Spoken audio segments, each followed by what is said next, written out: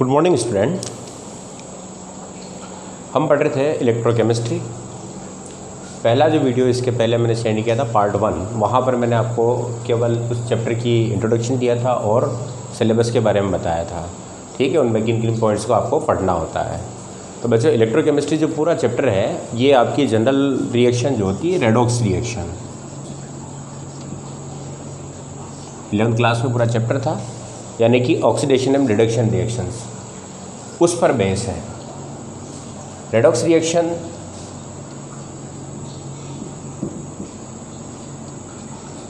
Spontaneous स्वतः प्रवर्तित अभिक्रियाएं, वे रेडॉक्स अभिक्रियाएं जो केमिकल के बीच में क्या होती है, स्वतः हो जाती है। और जब अभिक्रिया स्वतः होती है तो वहाँ पर एनर्जी जो रिलीज होगी, तो रिलीज एनर्जी को किस में कन्वर्ट किया जा सकता है, इलेक्ट्रिसिटी में। यानी कि रसायनों के बीच होने वाली, रासायनिक पदार्थों के बीच होने वाली रेडॉक्स अभिक्रियाएं, और रेडॉक्स अभिक्रियाएं जब स्वतः संपन्न हो जाती है तो वहाँ पर जो एनर्जी रिलीज होती है उस एनर्जी को किस में बदला जाए, इलेक्ट्रिसिटी के अंदर। एक प्रोसेस तो ये है। दूसरा प्रोसेस रेडॉक्स अभिक्रियाओं को करवाया जाए, यानी कि केमिकल चेंज किया जाए, किसके द्वारा, इलेक्ट्रिसिटी द्वारा, यानी कि वह अस्वतः प्रोसेस होगा। तो इलेक्ट्रोकेमिस्ट्री में हम दो तरह की रेडॉक्स अभिक्रियाएं को स्टडी करते हैं। एक तो होती है जो स्वतः होती है, स्वतः होती है तो वहाँ पर ऊर्जा क्या होगी, रिलीज होगी, क्योंकि स्वतः प्रवर्तिता का एक रूल्स है कि delta G is equal to negative होना चाहिए। जिस प्रोसेस के अंदर ऊर्जा मुक्त हो, ठीक है ना, वह स्वतः होता है। इसका मतलब ये हो गया कि अगर रेडॉक्स अभिक्रिया आपकी स्वतः संपादित हो रही है तो वहाँ पर एनर्जी जो रिलीज होगी तो उस ऊर्जा को कन्वर्ट किया जाता है किसमें, इलेक्ट्रिसिटी के अंदर, पहला चीज़। दूसरी चीज़ है कि किसी रेडॉक्स अभिक्रिया को करवाया जाए मतलब बाहर से उसको एनर्जी देनी पड़ेगी, delta is equal to positive होगा तो वह अस्वतः प्रोसेस होगा, और उसको बाहर से करने की ऊर्जा किस रूप में दी जा रही है, विद्युत धारा के रूप में। तो दूसरा हो जाता है कि इलेक्ट्रिसिटी द्वारा रेडॉक्स अभिक्रियाओं को क्या करना है आपको, अस्वतः प्रोसेस जो होता है, तो इलेक्ट्रिसिटी द्वारा रेडॉक्स अभिक्रियाओं को संपन्न कराना, यानी कि केमिकल चेंज लाना। जैसा कि मैंने फर्स्ट वीडियो में आपको बताया था कि सेल जो होते हैं वो यही काम करते हैं। दो प्रोसेस होते हैं सेल के, जहाँ पर एनर्जी को, जो रिलीज एनर्जी होती है केमिकल एनर्जी, उसको किस में बदला जाता है, इलेक्ट्रिक एनर्जी के अंदर। तो वह जो प्रोसेस है वो आपका कहलाता है इलेक्ट्रोकेमिकल सेल, ठीक। और दूसरा है जहाँ पर आप क्या करते हैं, रेडॉक्स अभिक्रियाओं को संपन्न करवाया जाए जो अस्वतः है, तो किसके द्वारा, इलेक्ट्रिसिटी द्वारा। तो इलेक्ट्रिसिटी से आप क्या कर रहे हैं, केमिकल चेंज ला रहे हैं, तो इसको क्या कहते हैं, इलेक्ट्रोलाइटिक सेल। समझ में आया? तो आपका पूरा जो इलेक्ट्रोकेमिस्ट्री वो किस पर बेस है, केवल रेडॉक्स अभिक्रियाओं पर बेस है। दो तरीके से, या तो स्वतः होगी या अस्वतः होगी। स्वतः होगी तो एनर्जी रिलीज होगी, उस एनर्जी को किस में बदल देंगे, इलेक्ट्रिसिटी के अंदर, तो वह आपका क्या कहलाएगा, विद्युत रासायनिक सेल, इलेक्ट्रोकेमिकल सेल। और यदि वह अस्वतः हो रही है तो उसको करवाना पड़ेगा, तो इलेक्ट्रिसिटी दी जाएगी, और इलेक्ट्रिसिटी के द्वारा उस अभिक्रिया को संपन्न कराया जाता है, तो वहाँ पर इलेक्ट्रिक एनर्जी को किस में बदला जा रहा है, केमिकल एनर्जी में, वो आपके कहलाएंगे इलेक्ट्रोलाइटिक सेल। समझ में आ गया? अगर आप इसका यूज़ देखें तो कुछ एक्टिव मेटल्स होती है, जैसे सोडियम है, मैग्नीशियम है, ये बहुत ज़्यादा एक्टिव होती है, तो नेचर के अंदर ये आपको फ्री तो मिलेगी नहीं, तो इनको प्राप्त करना होता है, तो यहाँ पर आप इस इलेक्ट्रोकेमिस्ट्री का यूज करते हैं। सेकंड चीज़, डेली लाइफ में आपकी बैटरीज या सेल है, वहाँ पर इलेक्ट्रोकेमिस्ट्री का यूज़ हो रहा है, और सेल एनर्जी को प्राप्त करने के लिए ज़्यादा बढ़िया साधन माने गए हैं। क्यों माने गए हैं? क्योंकि इससे पोल्यूशन नहीं होता है, ठीक है ना। सेल का यूज़ करने पर आपको एनवायरमेंटली पोल्यूशन जो होता है वो नहीं होगा। तीसरी चीज़, अगर आप इसको और थोड़ा सा देखें तो आपकी बॉडी के अंदर आपका जो नर्वस सिस्टम है क्या करता है, सेल के द्वारा जो भी आपके सूचनाएं प्राप्त होती है उनको कहाँ तक ले जाता है, मस्तिष्क तक, और मस्तिष्क से वापस संवेगों को कहाँ ले जाता है, ये उस संबंधित ऑर्गन तक या कोशिकाओं तक। तो यहाँ से यहाँ तक का जो आपका एक कोशिका से लेके मस्तिष्क तक जो ट्रांसपोर्ट होता है सूचनाओं का, वो किस रूप में होता है, वो बिल्कुल इलेक्ट्रोकेमिकल रूप में होता है, यानी कि आयनिक अभिक्रियाएं होती है, ठीक है। आपका पूरा जो नर्वस सिस्टम है, आपकी बॉडी का जो कंट्रोलिंग है वो टोटल किस पर है, आयनिक अभिक्रियाओं पर है। आयनों के द्वारा आवेशों का संचरण होता है, और वही आवेश आपके क्या करते हैं, सूचनाओं का आदान प्रदान करते हैं। समझ में आया? इसका मतलब बॉडी के अंदर भी आपका पूरा कौन सा पोर्शन चल रहा है, कौन सी रिएक्शन चल रही है, वो भी आपकी इलेक्ट्रोकेमिकल रिएक्शन है। समझ में आया? तो इलेक्ट्रोकेमिस्ट्री के मेन फील्ड ये है, इनके लिए इसका यूज किया जाता है।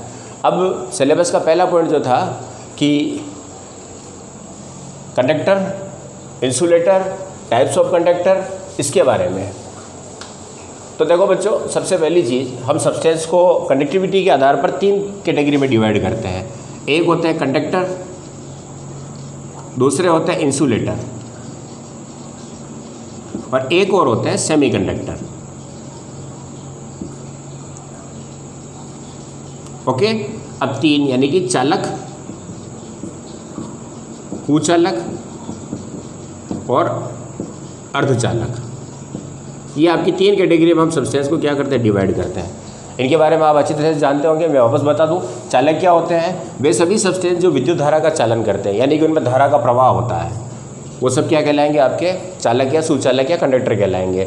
दूसरे वो जो किसी भी स्थिति के अंदर उसमें विद्युत धारा का चालन ना हो, चाहे ताप को बढ़ाएं, कम करें, चाहे कंसंट्रेशन को कम ज़्यादा करें, वहाँ पर चालकता प्रकट नहीं होने वाली, यानी कि धारा का चालन नहीं होता। धारा के प्रति वो क्या होते हैं? प्रतिरोधी होते हैं। तो ऐसे को हम क्या कहते हैं? इंसुलेटर। जैसे प्लास्टिक हो गया, आपकी सूखी लकड़ी हो गई, ये सब क्या होते हैं? इंसुलेटर की सीरीज में चले जाते हैं।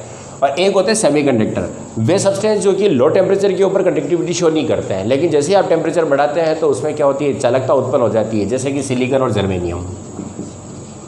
ये आपके सेमीकंडक्टर है, ठीक है ना। सॉलिड स्टेट में इसका पूरा है सेमीकंडक्टर के बारे में, तो वहाँ पर आप और पढ़ोगे। तो ये आपके 3 कैटेगरी में है। चूँकि हम यहाँ पर केवल क्या पढ़ रहे हैं, इलेक्ट्रोकेमिस्ट्री के अंदर कंडक्टर की बात करेंगे, केवल चालक। तो अब आपके कंडक्टर कितने प्रकार के हो जाते हैं या चालक कितने प्रकार के होते हैं? जनरली चालक को हम 2 कैटेगरी में डिवाइड करते हैं। चालक कितने प्रकार के हो जाएंगे? 2 प्रकार के। एक होते हैं इलेक्ट्रॉनिक चालक, इलेक्ट्रॉनिक चालक, और एक होते हैं अपघटनी चालक, इलेक्ट्रॉनिक, और एक होते हैं आपके इलेक्ट्रोलाइट। इनको जनरली मेटली चालक भी कहा जाता है, धात्विक चालक भी कहा जाता है। यानी कि जब धारा का प्रवाह होता है सब्सटेंस के अंदर, वह इलेक्ट्रॉन द्वारा हो। किसके द्वारा? फ्री इलेक्ट्रॉन द्वारा। इलेक्ट्रॉन ही धारा का क्या कर रहे हैं? ले जाते हैं। तो इलेक्ट्रॉनों के द्वारा यदि धारा का चालन होता है तो उसे हम इलेक्ट्रॉनिक चालक कहते हैं। और यदि धारा का चालन आयन्स के द्वारा हो, पॉजिटिव और नेगेटिव आयन के द्वारा, तो आयन के द्वारा होता है तो उसे हम क्या कहते हैं? अपघटनी चालक कहते हैं। जनरली मेटल के अंदर जब धारा का प्रवाह होता है तो वहाँ पर इलेक्ट्रॉन प्रवाहित होते हैं, क्योंकि मेटल का आईपी का मान कम होता है, जिसके कारण इलेक्ट्रॉन क्या होते हैं? कम एनर्जी पर ही क्या करते हैं? फ्लो हो जाते हैं, बाहर निकल जाते हैं। तो वहाँ पर इलेक्ट्रॉन द्वारा होता है। जबकि आयनिक चालकता जो है वो आयन्स के द्वारा होगी, पॉजिटिव और नेगेटिव आयन के द्वारा चार्ज को ले जाया जाता है। सेकंड चीज़, इलेक्ट्रॉनिक चालक यानी कि जिनको धात्विक चालक कहते हैं, ये सॉलिड स्टेज के अंदर ही, सॉलिड स्टेट जो होती है यानी ठोस अवस्था में ही धारा का चालन करेंगे। इसके अलावा अगर ये मेल्ट भी हो जाते हैं तो भी क्या करेंगे? धारा का चालन करेंगे। ठोस अवस्था के अंदर जैसे है वैसे के वैसी स्थिति में अगर आप उसमें धारा प्रवाहित करते हैं तो चालन होगा, और यदि वो मेल्ट हो जाता है मेटल, उसके बाद भी अगर उसमें धारा का प्रवाह करते हैं तो भी इलेक्ट्रॉनिक चालकता पाई जाएगी। यहाँ पर क्या है? आयनों के अंदर वे इलेक्ट्रोलाइट होते हैं जो कि सॉलिड स्टेट के अंदर ठोस अवस्था में धारा का चालन नहीं करते हैं, क्योंकि धारा को ले जाने के लिए आयन नहीं, मुक्त आयन, फ्री आयन चाहिए। तो जब सॉलिड होगा तो सारे ही आयन्स क्या होंगे? आपके बॉन्डेड होते हैं लेटिस के अंदर, जिसके कारण आयन फ्री नहीं हो पाते, और जब फ्री नहीं हो पाते तो वह धारा को ले जा नहीं पाते, आवेश का स्थानांतरण नहीं कर पाते, ट्रांसफर नहीं कर पाएंगे। तो सॉलिड में तो नहीं होंगे, लेकिन ये मेल्ट स्थिति के अंदर या इनके एक्वस सॉल्यूशन जो होते हैं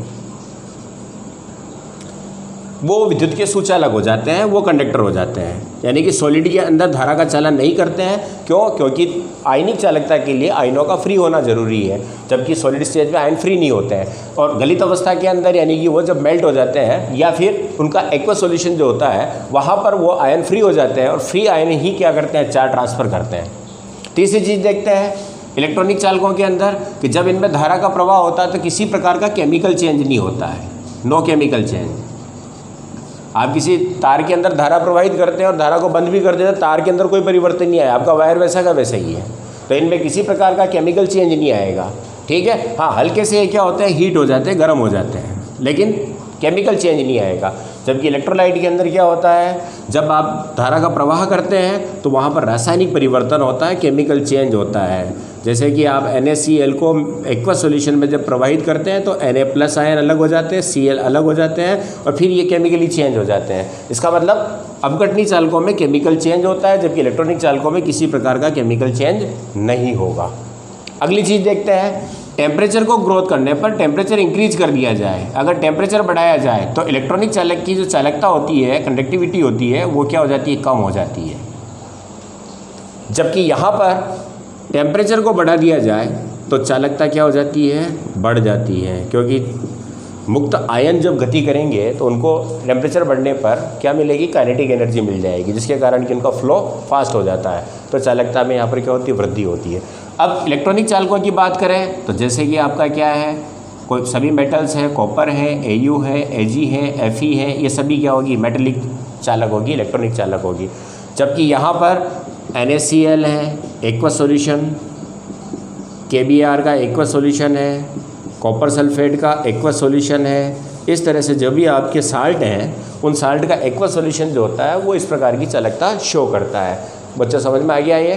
पहली चीज़ क्या होती है, 3 प्रकार के सब्सटेंस होते हैं, एक आपके कंडक्टर होते हैं, एक इंसुलेटर होते हैं और एक सेमीकंडक्टर होते हैं। कंडक्टर धारा का प्रवाह करते हैं, इंसुलेटर धारा का प्रवाह नहीं करते और सेमीकंडक्टर लो टेम्परेचर पर नहीं करते, लेकिन टेम्परेचर बढ़ाने पर क्या करते हैं, वो धारा का प्रवाह करने लग जाते हैं, सिलिकॉन और जर्मेनियम जैसे।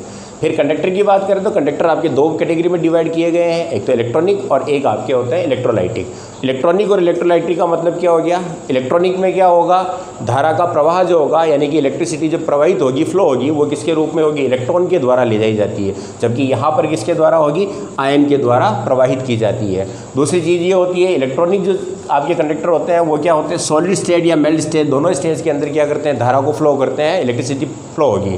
जबकि यहाँ पर सॉलिड स्टेट के अंदर फ्री आयन नहीं होने के कारण ये इलेक्ट्रिसिटी को फ्लो नहीं करेंगे, लेकिन मेल्ट या इनकी एक्वा सॉल्यूशन होता है तो वो क्या करते हैं, फ्री आयन होने के कारण आपका धारा का प्रवाह करेंगे।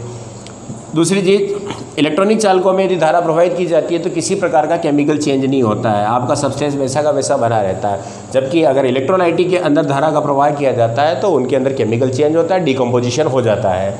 टेम्परेचर यहाँ पर आपका जैसे ही बढ़ाओगे तो इलेक्ट्रॉनिक चालकों के अंदर, यानी कि तार को गर्म करते हैं तो उसकी कंडक्टिविटी कम हो जाती है, चालकता कम हो जाएगी। जबकि यहाँ पर जैसे जैसे आप टेम्परेचर बढ़ाते हो तो चालकता बढ़ती है एक निश्चित लिमिट तक।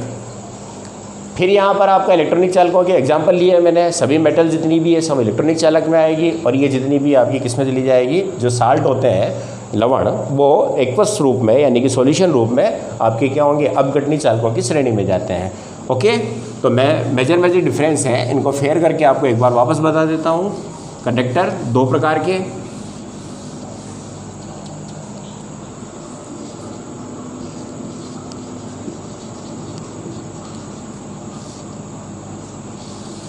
इलेक्ट्रॉनिक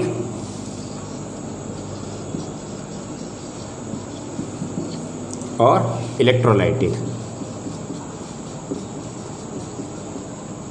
इलेक्ट्रोलाइट इनको क्या कहते हैं, मेटेलिक, और इनको क्या कहेंगे, आयनिक। पहली चीज, electricity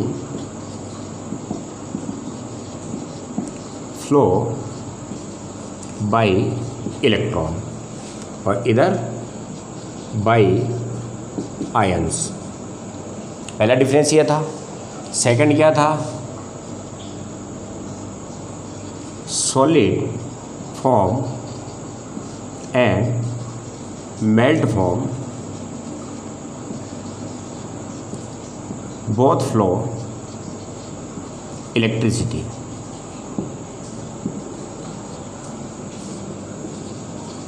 solid form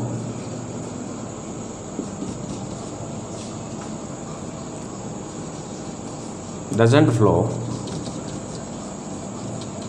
electricity, but melt form and aqueous solution flow electricity. Complete. उसके बाद नो केमिकल चेंज,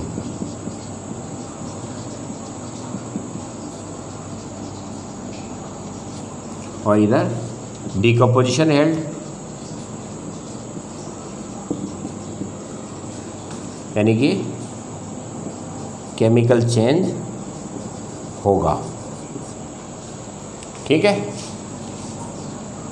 टेम्परेचर बढ़ाने पर कंडक्टिविटी क्या हो जाती है, कम हो जाती है, और टेम्परेचर बढ़ाने पर कंडक्टिविटी क्या होती है, बढ़ जाती है। ओके। और एग्जांपल्स, सभी metal, copper, Fe, Ag etcetera, और इधर NaCl, KCl and other salt aqueous solution. बोला गया समझ में?